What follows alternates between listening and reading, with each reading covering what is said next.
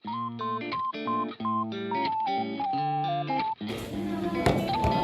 ya? Lah.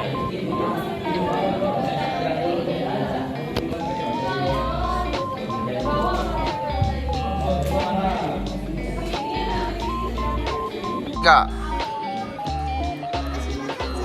Jauh.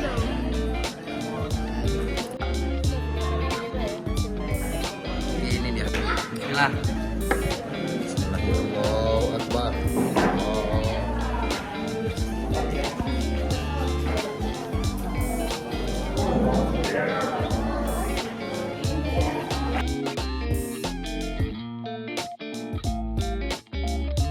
Ini available tuh. Miss, kalau Miss lihat ini Miss ya. Kami udah berusaha semaksimal mungkin ini Miss. Harga usaha kami ya. Iya Miss. Oh jadi itu ya? Tidak muter, belum muter.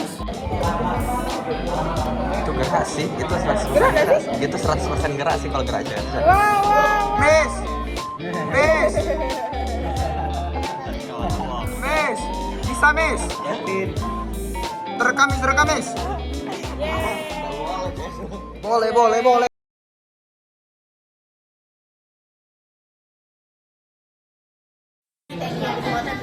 Yes. What did they observe?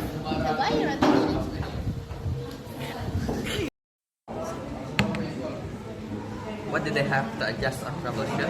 Okay, so wire position needs to be at the middle of the safety pin.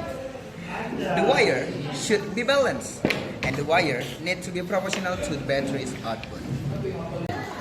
Okay, Ginda, how does the simple technology scale up to generate enough power to make a cargo? Well, basically, Kevin, electronic car industries, they just reinventing the dynamo structure and adding another component to, well, we can say, to be able to generate enough power to move a car. So basically, they just reinvent the structure of the dynamo itself and adding supporting component. Okay, thank you, Ginda. Okay. So I want to ask about what kind of science do you need to explain how do electric motors work? Okay, Ginda, answering your question, the science that we need to understand is called Lorentz force. When exposed to a magnetic field, moving electric charges will experience a force. Specifically, the force on the charged particle follows the right-hand rule. Yeah.